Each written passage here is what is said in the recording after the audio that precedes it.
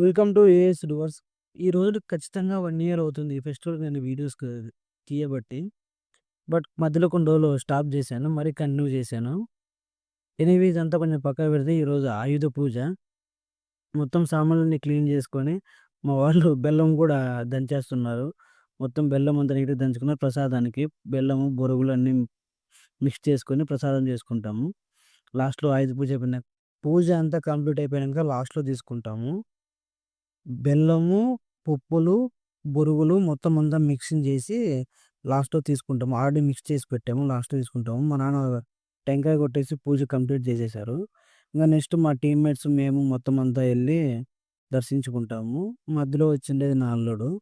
మొత్తం అంతా దర్శించుకోవడం అయిపోయినాక లాస్ట్‌లో భోజనాలు కూడా ఉన్నాయి. పూజ కూడా ఎలా డెకరేట్ చేశాము, ఏంటి అనేది మొత్తం అంతా మీకు లాస్ట్‌లో మొత్తం అంతా చూపిస్తాను.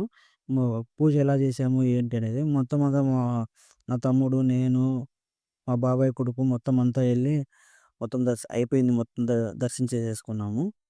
ఇంక లాస్ట్‌లో చూపిస్తా చూడండి. పూజ అనేది ఎట్లా చేసాము అనేది. ప్రసాదం కూడా తీసుకున్నాము. లాస్ట్‌లో మా అమ్మ వాళ్ళు కూడా వచ్చి మొక్కుకున్నారు దేవుడిని.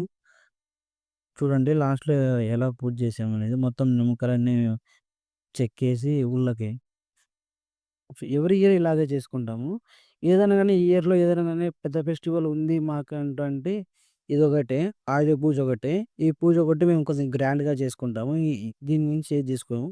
మొత్తం అంతా టీమ్‌మేట్స్ అంతా వచ్చేసి మొత్తం అంతా ఒకటే చోట కూర్చొని భోంచేసేసాము. మీకు అంతా కూర్చొని భోంచేసుకుంటుంటే ఆ ఫీలే వేరు.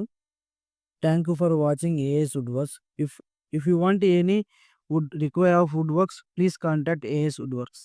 Thank you.